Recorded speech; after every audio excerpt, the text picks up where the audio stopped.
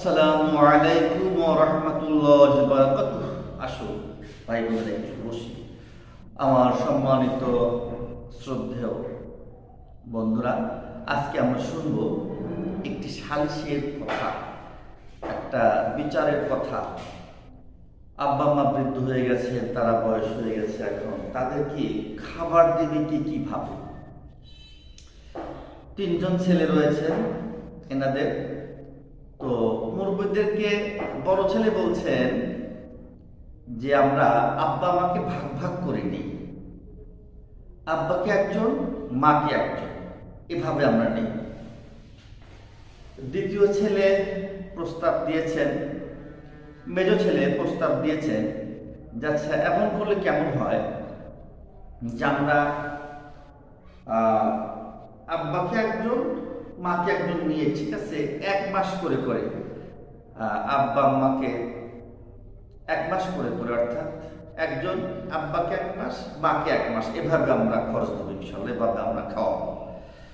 তো মুরব্বীরা সবাই শুনছেন, তাদের কথাগুলো শুনছেন।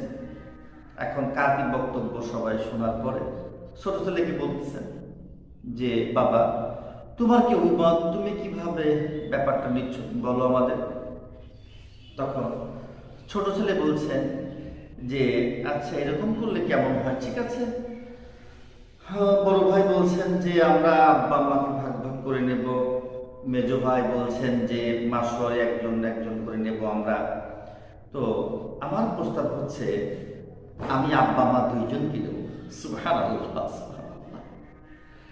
তখন মুরব্বীরা বললেন তা কেন, তা কেন করবে, তুমি একা একা আব্বা মা দুজনকে নেবে। উনি বললেন দেখেন, যখন মায়ের কোল যে দুনিয়াতে এসেছিলাম তখন মা আর আব্বা কেউ বলেননি হারে আমার ছেলে 3টা হয়ে গেল, একটা আরেকজনকে দিয়ে দিই, বা খরচ বেশি হয়ে যাচ্ছে অন্যজনকে আমরা বন্টন করে দেই, কি পালও দিয়ে দেই। তারা কখনো সে কথা বলেন নাই। আর আমি বাপ মার ছেলে, তাদের বুকের ধন হয়ে আমি কিভাবে আমি তাদেরকে ভাগ ভাগ করে দেই, এটা আমার কাছে কোনো ক্রমেই আমি এটা মেনে নিতে পারছি না। তাই আপনাদের দোয়া চাই, আল্লাহ তার জন্য আমাকে আমার বাপ মা দুইজনকে আমার কাছে রাখার তৌফিক দেন। আমি তাদের দোয়া চাই, আপনাদের দোয়া চাই। এই কথা শুনে গোটা মাহফিল অবাক হয়ে গেল, সবাই দোয়া করলো। ছোট ভাইকে সবচেয়ে উত্তম কথা বলেছেন, শেষমেশ এই দায়িত্বটা তাকেই দেওয়া হলো এবং দেখা গেল